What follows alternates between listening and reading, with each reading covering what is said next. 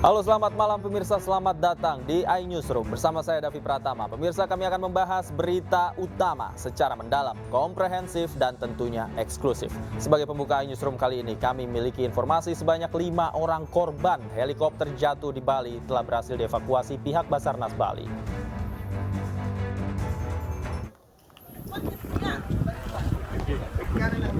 Basarnas Bali telah mengevakuasi 5 korban dari helikopter berkode PKWSP dengan operator Bali Helitur yang jatuh di Suluban, Desa Pecatu, Badung, Bali.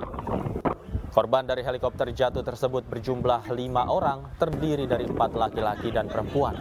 5 korban tersebut ialah Dedi Kurnia yang merupakan pilot Bali Helitur dan Oki selaku kru penerbangan.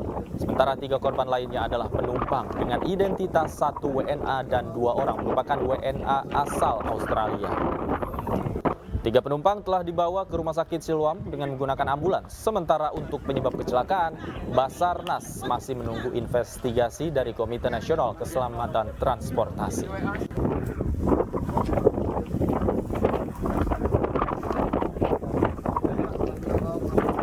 Sebuah helikopter jatuh di kawasan Suluban, Desa Pecatu, Kuta Selatan, Badung, Bali sore tadi. Penyebabnya diduga tersangkut oleh tali layang-layang.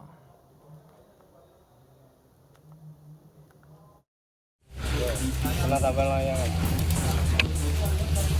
Tapi cewek gak mau kasih semua.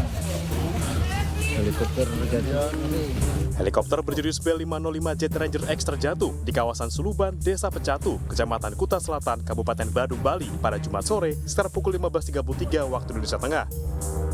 Helikopter dengan nomor penerbangan PKWSP ini rusak pada bagian depan dengan bagian ekor terpisah. 5 orang di dalamnya selamat.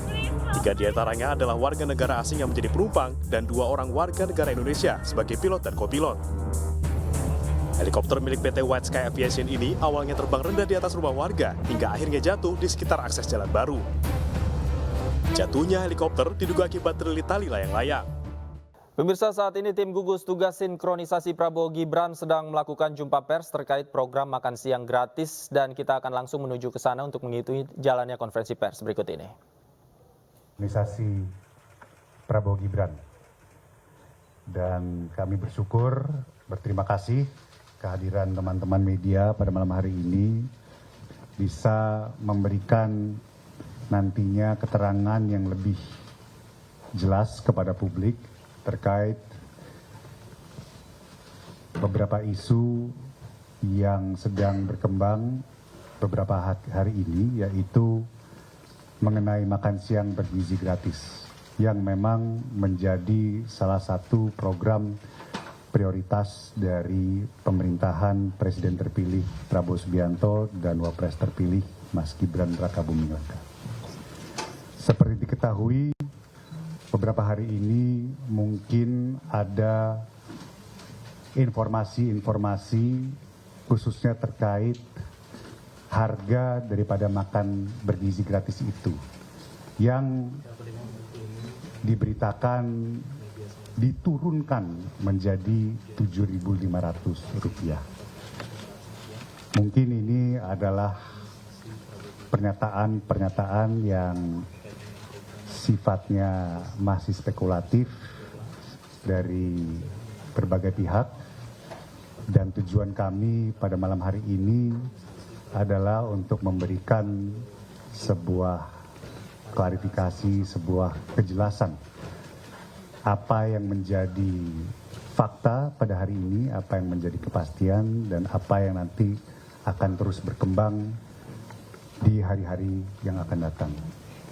Untuk itu teman-teman, seperti tadi kata moderator, harapan kami setelah ini teman-teman juga bisa memberikan informasi pemberitaan yang berimbang, yang sesuai fakta dan informasi yang memang langsung dari tim gugus tugas sinkronisasi Prabowo Gibran. Tanpa panjang lebar lagi, saya akan mempersilahkan, saya rasa sudah tidak asing lagi bagi teman-teman, Bapak Hasan Nasbi. Beliau adalah tim anggota gugus tugas sinkronisasi Prabowo Gibran bidang komunikasi. tanpa panjang lebar, saya persilahkan Bang Hasan untuk memberikan keterangannya. Silakan, Bang Hasan. Terima kasih, Mas Budi. Selamat malam, teman-teman semua. Kita agak malam ya terlambat sedikit lah ya. Karena kita juga persiapan supaya teman-teman dapat juga keterangan yang benar. Gitu. Kali ini kita ingin menyampaikan beberapa hal terkait dengan isu yang berkembang dan menurut saya sudah mulai jauh dari kebenaran, gitu ya, tentang makan bergizi gratis itu dipatok harganya 7.500, kayak gitu. Tiba-tiba sudah ada angka gitu. Teman-teman semua, jadi sampai hari ini satu-satunya yang sudah bisa kita ambil kesimpulan itu baru alokasi anggaran untuk makan bergizi gratis tahun 2025. Yang sudah bisa jadi kesimpulan baru itu. Besarannya adalah 71 triliun untuk tahun 2025. Ini sudah Mas Budi juga sudah pernah sampaikan, sudah hadir waktu itu ketika Kementerian Keuangan bersama tim sinkronisasi melakukan konferensi pers. Jadi ini satu-satunya yang sudah sampai di level kesimpulan, ya. Yang lainnya masih dalam proses. Nah, terkait dengan ketersediaan anggaran tahun 2025 nanti sebesar 71 triliun, pesan Pak Prabowo itu ada dua. Jadi ada dua pesan dari Presiden terpilih. Ya, Pak Prabowo pesannya bahwa harus memenuhi standar ketercukupan gizi. Ini syarat pertama. Jadi syarat gizinya harus terpenuhi. Itu yang pertama. Dan yang kedua, harus dioptimalkan jumlah penerima manfaatnya. Karena kan anggaran yang tersedia 71 triliun. Jadi harus kita optimalkan jumlah penerima manfaatnya. Jadi semua proses riset, semua proses kajian, uji coba, pilot project akan bersandarkan kepada dua pesan, dua arahan dari Pak Prabowo Subianto ini. Jadi seperti itu. Kebutuhan gizi itu nanti akan ditentukan oleh ahli gizi. Jadi nggak ada tuh main harga segini itu belum ada sama sekali. Angka itu belum ada sama sekali, makanya kita bingung kenapa di luar ada angka sementara kita sendiri belum punya angka. Syarat pertamanya keterpenuhan gizi, ketercukupan gizi, dan itu nanti ditentukan oleh ahli gizi. Ya, itu yang pertama. Kemudian kalau soal harga pasti akan bergantung jenis menu dan bahan baku, bahan makanan yang tersedia di berbagai daerah. Jadi tidak akan sama menunya nanti. Di berbagai daerah itu kan tergantung ketersediaan pangan di sana apa.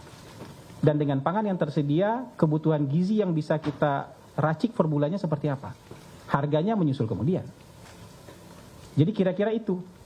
Ya, jalan dan proses yang sedang dikerjakan kira-kira seperti itu. Nah, saat ini tim pakar sedang melakukan pilot project. Uji coba sekaligus pilot project. Ini tuh evidence based research. Ya. Jadi riset yang sekaligus kita kerjakan. Dari sana kita akan dapatkan findings. Ya, apa saja temuannya, apa saja yang harus dilakukan, apa yang harus diperbaiki, apa yang harus diantisipasi. Ya, termasuk nanti kesimpulan di akhirnya berapa harganya, tapi ini masih berjalan. Jadi kalau proses risetnya masih berjalan, proses uji cobanya masih berjalan, pasti belum ada kesimpulan. Termasuk kesimpulan soal harga. Nah, ini yang perlu kita tekankan. Semua formula yang akan dihasilkan nanti di akhir pilot project, ya, semua formula yang nanti akan menjadi kesimpulan di akhir pilot project harus memenuhi dua hal yang tadi lagi. Ketercukupan gizi, ya, dan harus sebanyak mungkin orang yang bisa menerima manfaat.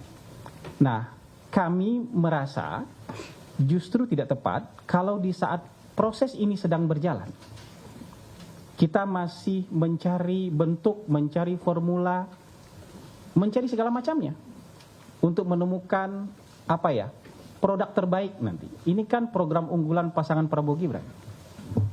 Jadi ini dipersiapkan dengan sebaik mungkin. Tapi ketika dalam proses yang sedang berjalan ini justru muncul isu-isu ya seperti harga 7.500. Itu kan menurut kita itu spekulasi. Ya, spekulasi dari mungkin ada ide, ada masukan dari berbagai orang yang kemudian mungkin menurut dia akan menjadi pegangan dari pilot project. Padahal sama sekali tidak ada seperti itu. Orang boleh punya ide, boleh punya masukan, silakan. Tapi tim sampai hari ini belum punya kesimpulan selain jumlah anggaran sebesar 71 triliun tadi. Jadi kita berharap nanti ke depannya, terutama soal berbagai program unggulan ini, itu nanti tidak lagi berkembang spekulasi, dan kita berharap ini yang menjadi pegangan adalah apa yang keluar dari tim resmi, apakah itu tim pakar atau dari tim sinkronisasi. Jadi kira-kira itu teman-teman, termasuk soal harga ya. Termasuk soal harga menurut saya itu masih jauh karena prosesnya masih sedang berlangsung. Jadi itu mungkin teman-teman yang bisa kita sampaikan pada kesempatan kali ini. Mas Budi ada tambahan? Cukup ya. Mungkin itu saya kembalikan kepada Albert. Silakan Albert. Ya, makasih Bang. Jadi itu tadi pesan dari anggota gugus tugas sinkronisasi bagian komunikasi Bang Hasan Nasbi. Sedikit saya mengingatkan teman-teman lagi, tadi beliau bilang kalau ada yang berspekulasi di luar sana kita juga agak bingung gitu. Tapi ingin sekedar meluruskan saja, bukan bingung melihat harga 7.500, tapi kita sedang dalam proses tapi kok sudah ada yang spekulasi dan kemudian diberitakan luas seolah-olah ini adalah statement resmi dari gugus tugas sinkronisasi. Itu saja yang ingin saya pesankan supaya tidak ada headline-headline yang berbahaya nanti Bang. Anggota atau gugus tugas ini bingung gitu, jangan sampai seperti itu. Saya buka kesempatan bertanya untuk teman-teman. 3 pertanyaan dulu, silakan. Mungkin dari belakang dulu, silakan, bisa dibantu dari Metro TV.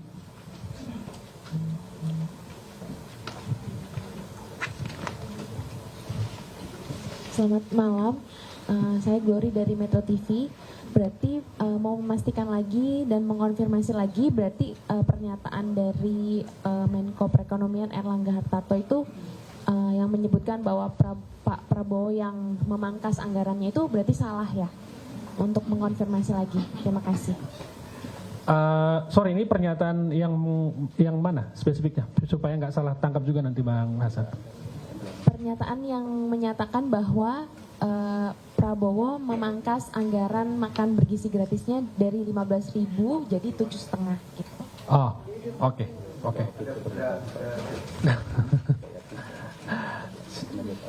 Kayaknya sih bukan Pak Menko yang ngomong, tapi mungkin Bang Hasan bisa, silakan Bang. Oh, langsung dijawab. Ya, langsung aja Bang, biar mengalir. Pertama, kita tidak yakin itu ada pernyataan Pak Erlangga seperti itu. Mungkin teman-teman bisa cek kembali.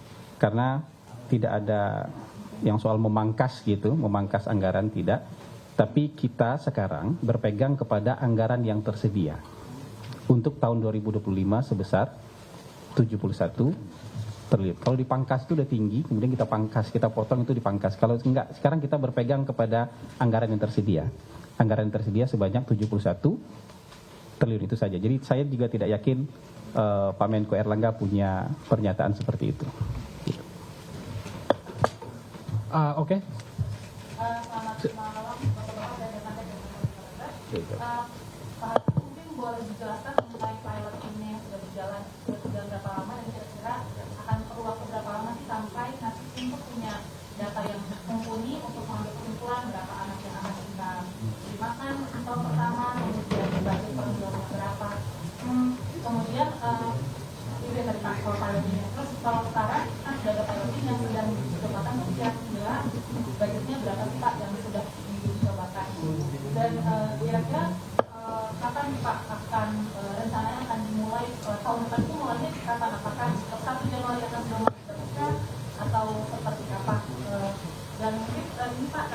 Jangan diborong semua kali Mbak, ini udah ada 4 nih. Kalau juga belum ada angka sebagai acuan, sebelum angka dari Jumat muncul kan kita mendengar angka Rp15.000 per porsi Pak. Apakah itu juga bukan angka yang dijadikan patokan? Itu angka muncul dari mana?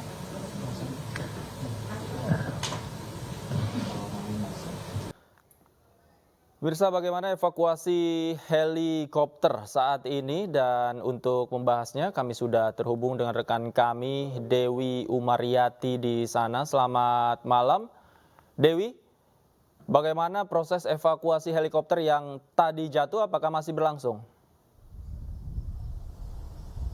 Ya, Davi dan juga pemirsa, dapat saya laporkan terkait insiden jatuhnya helikopter milik White Sky Aviation.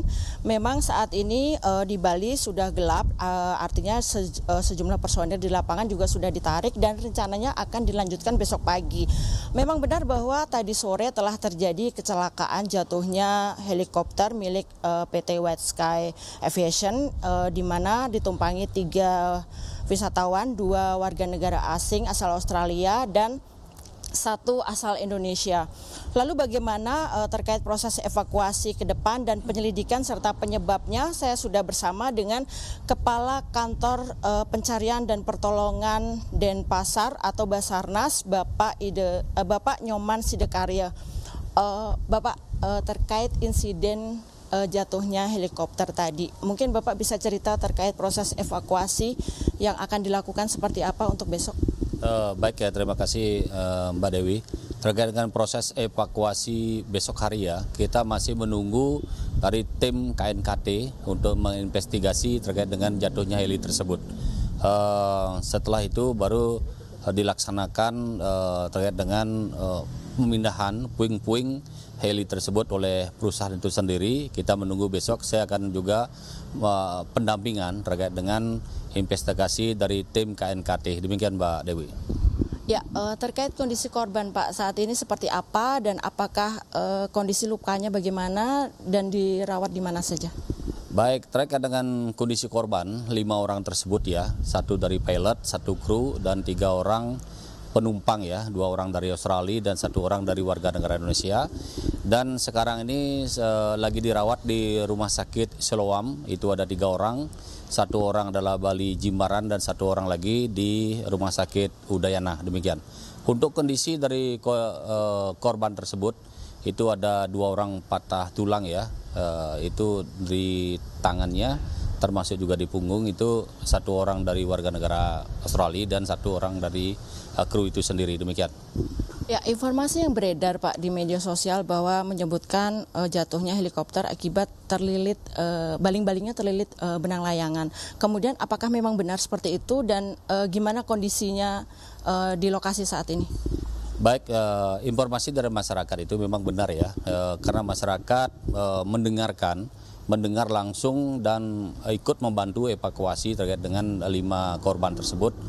Dan di baling-baling helikopter itu memang terlilit tali layangan dan kondisi saat ini di lapangan lagi aparat menunggu ya, standby juga di sana dan kami pun baru tiba di kantor SAR Denpasar dan besok pagi kami akan meluncur lagi pendampingan terkait dengan tim dari KNKT untuk menginvestigasi terkait dengan jatuhnya heli tersebut. Demikian Mbak Dewi. Sudah ada informasi Pak terkait kenapa helikopter ini bisa berada di kawasan tersebut dan terkena lilitan benang layangan di sekitar mana Pak?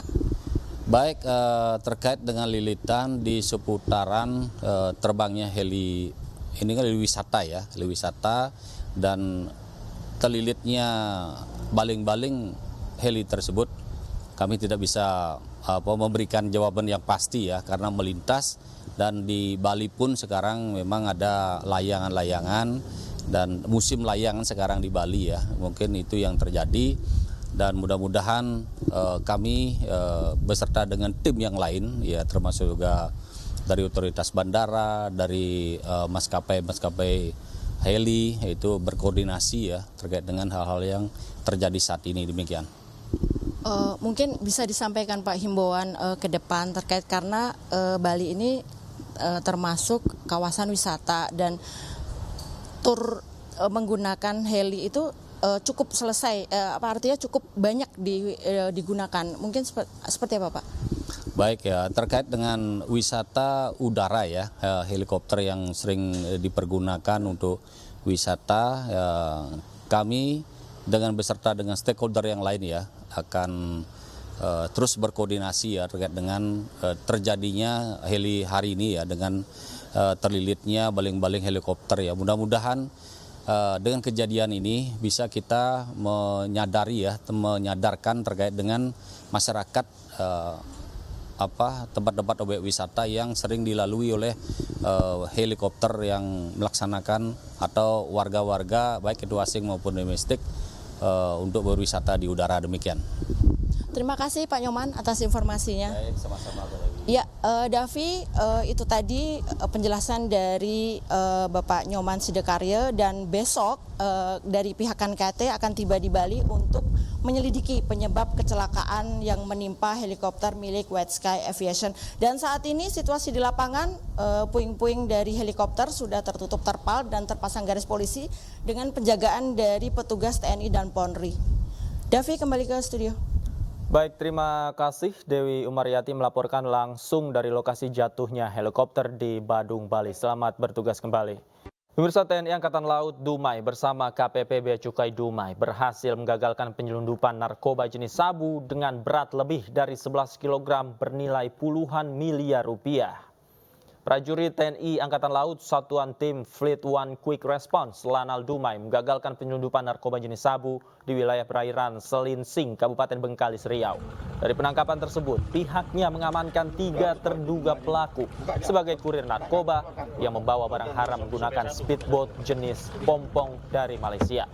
Dari tangan ketiga kurir diamankan 11 bungkus teh Cina yang positif berisi narkoba jenis sabu dengan berat 11,6 kg. Nilai barang haram tersebut diprediksi mencapai 41 miliar rupiah. Positif berisi narkoba jenis sabu-sabu atau metamfetamin dengan total berat bersih 11,668 kg. Seberat 11,668 kg. Sabu-sabu seberat 11,668 kg ini senilai 40 miliar 838 juta. Jadi 40 miliar 838 juta. Pemirsa, polisi melaksanakan rekonstruksi kasus pembakaran rumah wartawan di Kabanjahe, Kabupaten Karo, Sumatera Utara. Ratusan warga yang turut menyaksikan di TKP meminta polisi mengusut tuntas kasus ini.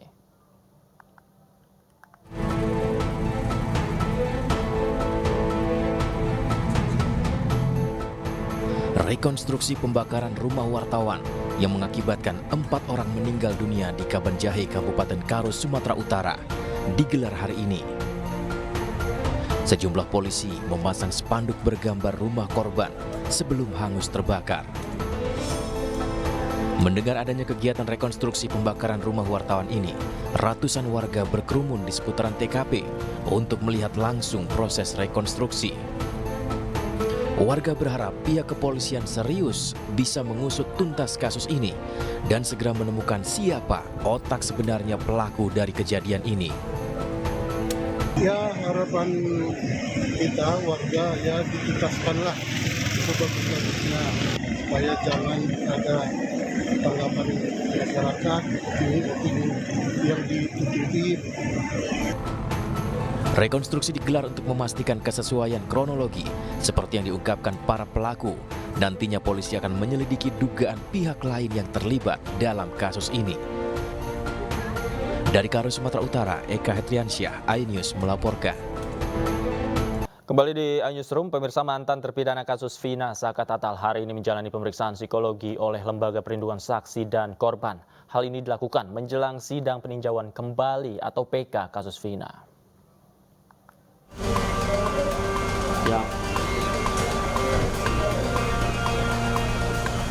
Bertempat di sebuah hotel di Bandung, Jawa Barat, Saka Tatal, mantan terpidana kasus pembunuhan Vina, didampingi keluarga dan kuasa hukum hadir untuk menjalani pemeriksaan psikologi oleh Lembaga Perlindungan Saksi dan Korban atau LPSK. Pemeriksaan psikologi Saka dilakukan sebagai kelanjutan dari upaya pengajuan perlindungan ke LPSK, serta menjelang digelarnya sidang peninjauan kembali atau PK kasus Vina, yang pernah membuatnya mendekam di balik jeruji. Pemeriksaan dan pendampingan psikologi ini dilakukan untuk memastikan emosi Saka Tatal dalam kondisi baik. Ini jadi tidak berpengaruh terhadap nanti. Cuman bukan hanya kepentingan PK, tapi kepentingan memperbaiki psikologi Saka supaya lebih baik lagi. Dari Bandung, Jawa Barat, Muji Praitno, iNews melaporkan. Pemirsa, keluarga almarhumah Vina meminta polisi kembali membuka data pembuktian kasus. Salah satu yang disoroti barang bukti isi chat dan ponsel korban dan pelaku.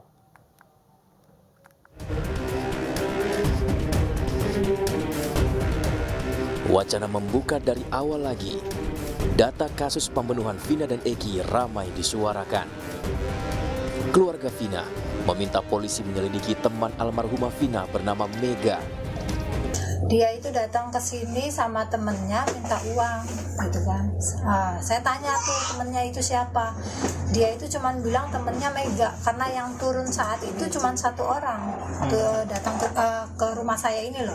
Cuman kan posisinya udah agak gelap ya, habis isa sih rumah saya kan masuk gang nih. Jadi nggak begitu jelas muka temennya itu. Cuman adik saya cuman bilang dia namanya Mega. Selain itu, kakak kandung Vina, Marliana, meminta polisi mengungkapkan isi chat yang sempat disampaikan tentang dugaan pembunuhan berencana. Tapi keluarga Vina hanya mendengar cerita saja dari Ibtu Rudiana, tak pernah lebih detail disampaikan bagaimana isi chat tersebut.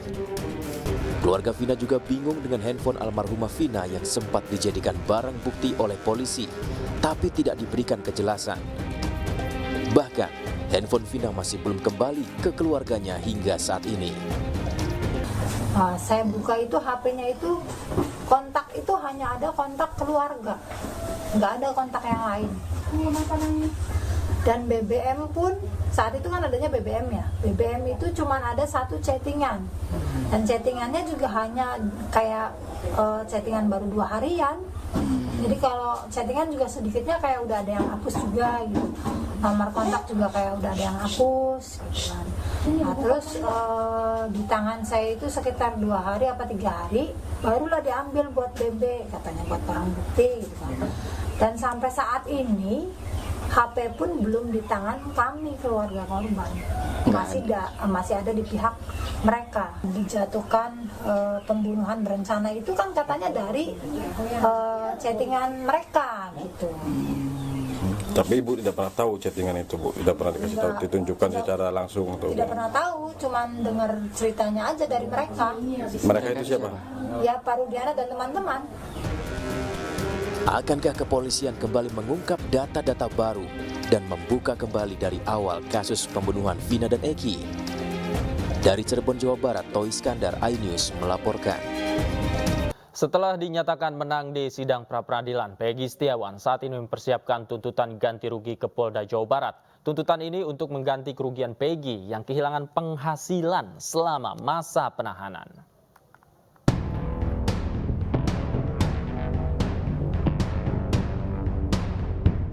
Peggy Setiawan akan memperjuangkan haknya sebagai korban salah tangkap Polda Jawa Barat.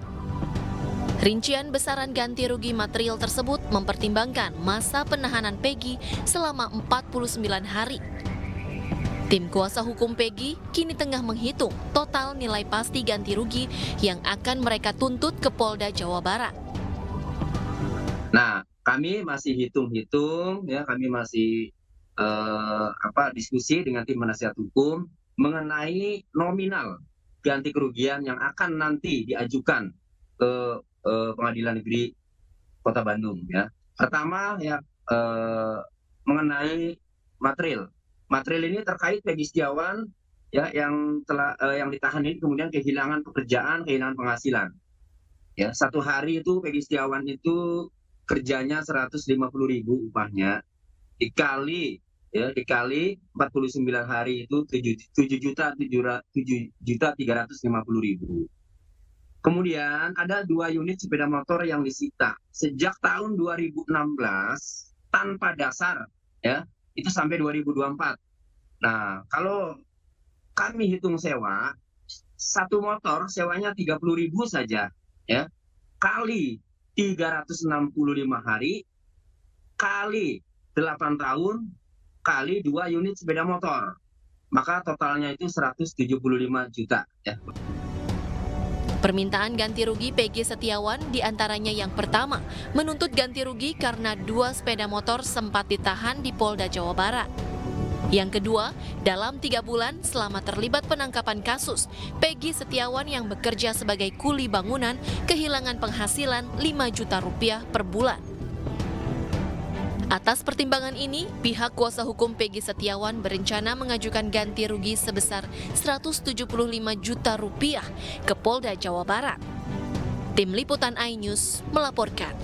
Dan untuk membahasnya lebih dalam, kami sudah terhubung dengan kuasa hukum terpidana Vina, Jutek Bongso, dan praktisi hukum Pitra Romadhoni. Selamat malam Pak Bongso, Bang Pitra, apa kabar? Selamat malam, kabar baik.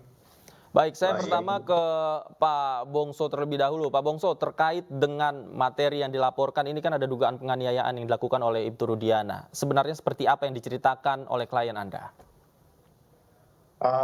Gini, Mas Davi, kami kan mendalami, lalu kami mengunjungi para terpidana. Sudah berkali-kali ya kami mendalami, kami mendapatkan informasi bagaimana proses ketika mereka ditangkap oleh Ibtu Rudiana saat itu, apa yang mereka alami, dan mereka menceritakan semua peristiwa-peristiwa yang kami laporkan. Di situ diduga ada penganiayaan, ada intimidasi, ada ya pemukulan, ya, ada yang distrum dan lainnya menurut pengakuan mereka.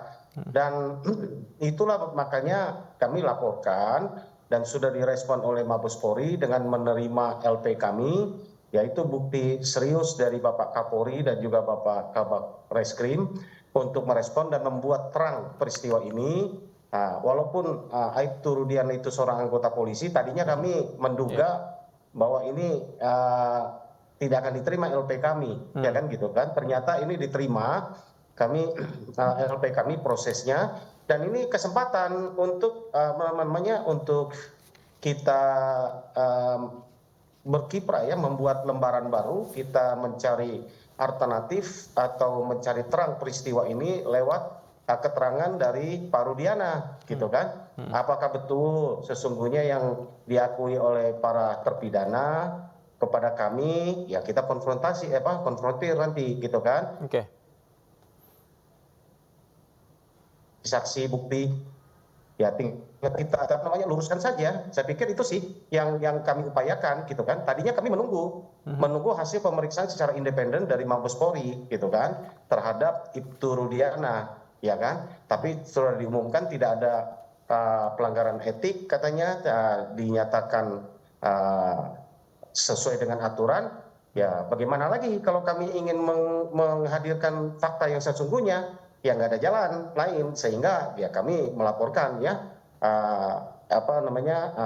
Bapak Rudiana untuk kita gali, kita adu informasinya apakah sesuai, dan untuk membuat terang peristiwa ini sesungguhnya, gitu Mas Davi. Oke, kalau dari cerita para terpidana, penganiayaan ini dilakukan langsung oleh Ibtu Rudiana atau ada melalui orang lain?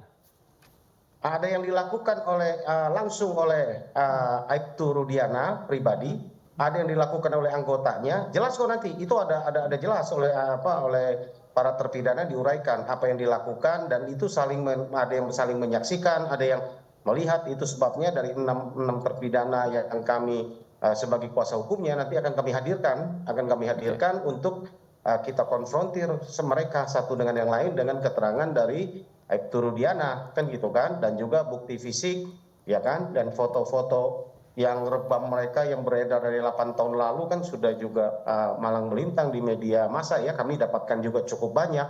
Saya pikir, ya kan, nah ini polisi dalam hal ini tinggal membuktikan bagaimana kondisi dari para klien kami, gitu aja Mas. Oke, baik. Artinya saat ini kan Ibtu Rudiana berstatus sebagai terlapor dan jika memang tadi dikatakan harus menjelaskan keterangannya, bagaimana kesaksiannya secara terang benderang, apakah itu ya memang harus dijelaskan, Bang Pitra? Ya, yang pertama saya ingin jelaskan dulu ya, terkait dengan anggota polisi aktif, seharusnya ya rekan-rekan kita itu melaporkan ke Divisi Propam terlebih dahulu. Karena apa? Karena hal tersebut telah diatur di dalam Perpol nomor 9 tahun 2018. Sehingga menurut saya ini telah melanggar asas ataupun peraturan yang ada di lingkungan internal Polri.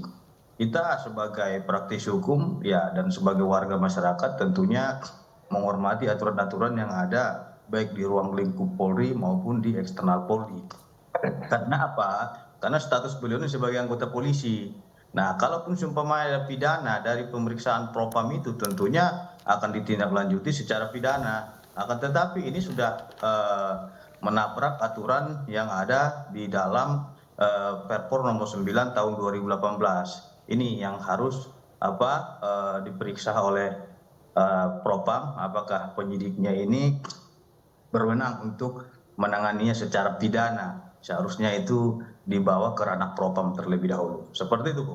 Oke, Bang Pitra, tapi kan tadi dikatakan bahwa proses pemeriksaan etik yang kemarin diasistensi oleh Propam juga sudah dilakukan Polda Jawa Barat dan tidak ditemukan pelanggaran etik. Nah, kemudian ini kan ditempuh ke Barreskrim sebagai upaya yang lain begitu ya Pak Bongso ya? Iya. Iya, Bang Pitra Jadi silakan. masalah etik itu mungkin administrasi prosedur ya. Kalaupun ada dugaan lainnya yang diduga oleh rekan-rekan kita tadi Jutek Bongso itu ada dugaan penyiksaan, pemukulan dan lain-lain. Itu ranahnya ke Divisi Propam. Propam nanti akan memeriksa anggotanya apakah benar melakukan perbuatan itu atau tidak. Itulah kewenangan pada fungsi propos tadi gitu loh. Artinya jangan juga kita melangkahi aturan yang ada dan seolah-olah kita tidak menghargai kewenangan daripada Divisi Propam. Saya kira kita sebagai warga masyarakat percaya penuh kepada Divisi Propam yang menangani kasus ini. Karena mereka juga sedang mendalami dalam persoalan ini. Karena kalau memang kita tidak percaya kepada Divisi Propam, tentunya ini akan menjadi presiden buruk bagi rekan-rekan yang bertugas dalam divisi profesi Propam tersebut gitu. Oke, Pak Bongso, silakan. Ya. Laporan ke Barreskrim salah alamat katanya.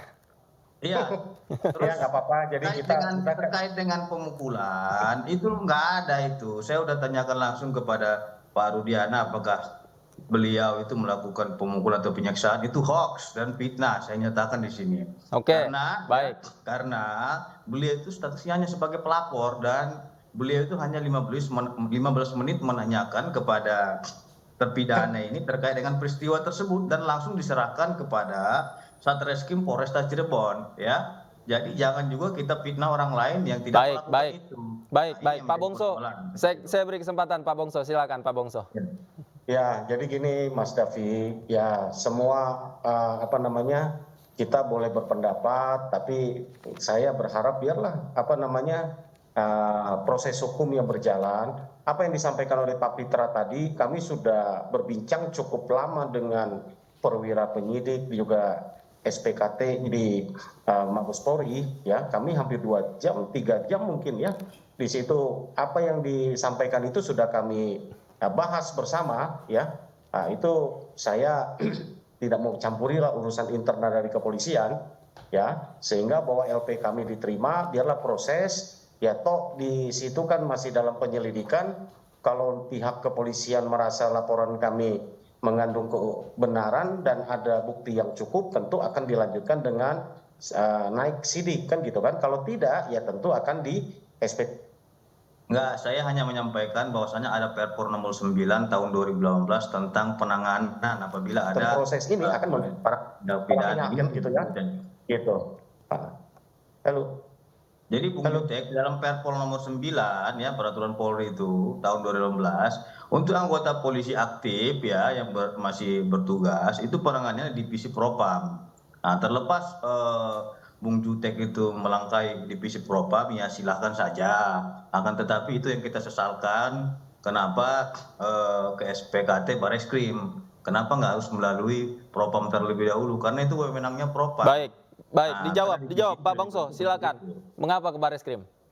Jadi ya seperti yang kami sampaikan, kami melaporkan dugaan ya laporan palsu dan penganiayaan dan juga pemukulan yang dilakukan oleh Aibtu Rudiana beserta dengan tim ya. Kenapa kami laporkan secara pribadi bukan kepada Aibtu Rudiana adalah kita laporkan pribadi Bapak Rudiana oleh karena ketika LP itu dilakukan bukan Ibtu Rudiana, Aibtu Rudiana melaporkan dengan memakai pelaporan form A ya, dia memakai dengan model B gitu ya, artinya adalah itu masyarakat biasa. Makanya kami menempuh cara itu karena dia ketika melaporkan dia memposisikan diri sebagai warga sipil gitu Mas. Baik, seperti apapun apakah itu di Propam dan di Bareskrim, kita lihat nanti prosesnya seperti apa. Saat ini Ibtu Rudiana sudah berstatus sebagai terlapor, kita nantikan. Terima kasih Bapak-bapak, sayang sekali waktu kita sudah habis. Terima kasih Pak Bongso, Bang Pitra, terima kasih banyak. Selamat malam Bapak-bapak, sehat selalu.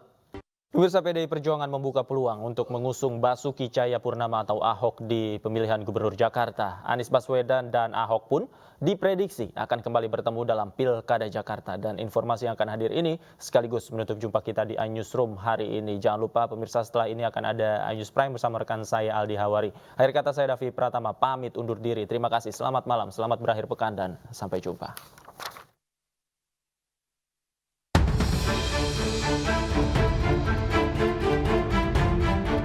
Peluang Basuki Cahayapurnama atau Ahok untuk maju dalam kontestasi Pilkada Jakarta semakin menguat. PDI Perjuangan selaku partai tepatnya bernaung pun mulai bersiap untuk ajukan kader sendiri dalam Pilgub Jakarta.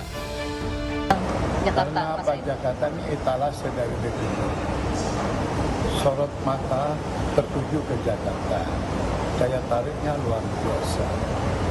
Maka Ahok menurut saya karena tingkat elektabilitasnya sangat mengejutkan, itu potensial bisa mengalahkan Anies. Namun keputusan Ahok untuk maju dalam Pilkada Jakarta masih menunggu keputusan Ketua Umum PDI Perjuangan Megawati Soekarno Putri. Rencananya Megawati akan segera mengumpulkan sejumlah pengurus DPP PDIP untuk rapat penentuan nasib Ahok. Namun sejumlah pengamat menilai majunya Ahok akan kembali memunculkan isu SARA. PDI Perjuangan pun diprediksi tidak akan mengusung Ahok. Jadi suka senang tidak senang ketika keduanya maju gitu berhadap-hadapan, maka isu SARA itu akan muncul lagi. Masyarakat yang sudah adem gitu, yang sudah damai, aman gitu ya, lalu akan muncul lagi isu SARA itu. Oleh karena itu saya meyakini PDIP tidak akan mendorong Ahok. Selain Ahok, PDI Perjuangan juga telah menyiapkan sejumlah tokoh internal untuk maju dalam Pilkada Jakarta. Salah satunya adalah Andika Perkasa. Bahkan PDI Perjuangan tidak menutup kemungkinan menduetkan Anies dengan Andika. Untuk mengusung calonnya, PDI Perjuangan tidak bisa maju sendiri lantaran saat ini PDI Perjuangan hanya memiliki 15 kursi. Sebagai informasi, partai politik harus memiliki paling sedikit 22 kursi di DPRD Jakarta untuk mengajukan calonnya. Tim Liputan iNews melaporkan.